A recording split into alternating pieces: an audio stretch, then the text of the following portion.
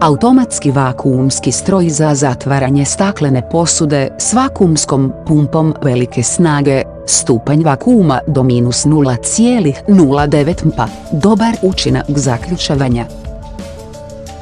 Može se produžiti na izvornoj osnovi za više od dvostrukog vremena zadržavanja.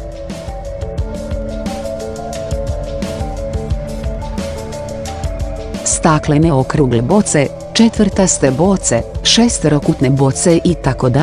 Brtveni rukavac vakuumske komore može biti kompatibilan s različitim veličinama boca.